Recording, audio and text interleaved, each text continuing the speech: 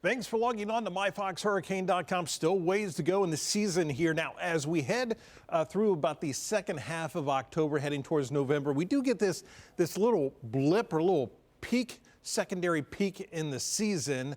So we're right around that point. So we can still see more activity out there. But I'll tell you, even though we're talking about some activity out there, nothing is heading in our direction. Now, you look at something like this and it looks ominous to see anything pointing remotely in the direction of Florida or the southeastern U.S.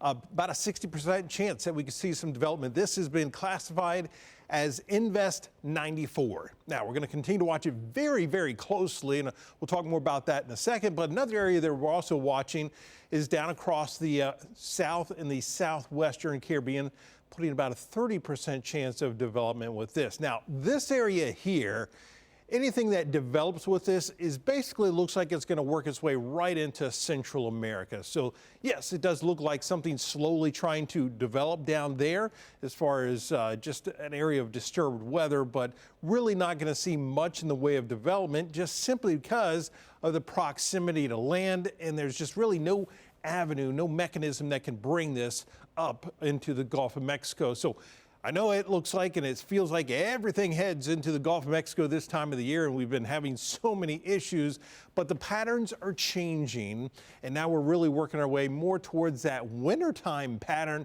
Cold fronts working their way through, very strong wind shear across the Gulf of Mexico. So things are changing. It's not the same as when we had these last couple of storms that have worked their way through. So here is that Invest 94. This is just an area of low pressure, still very disorganized, but it's going to continue to work its way through an environment that conditions are conducive, or at least somewhat conducive, that we could see some more development as we go through the next several days. And it will generally work its way on that westerly track. We've got a big ridge of high pressure to the north, but at the same time, we have a cold front heading in our direction.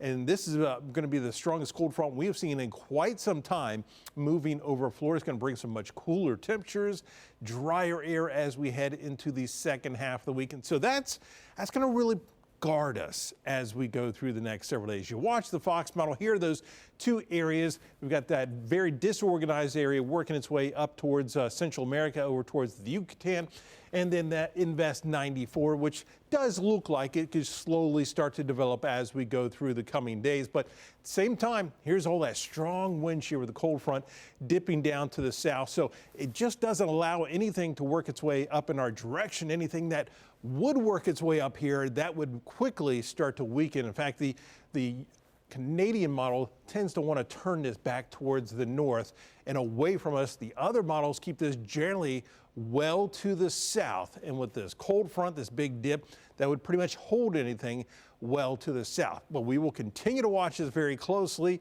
and we'll keep you updated right here on myfoxhurricane.com.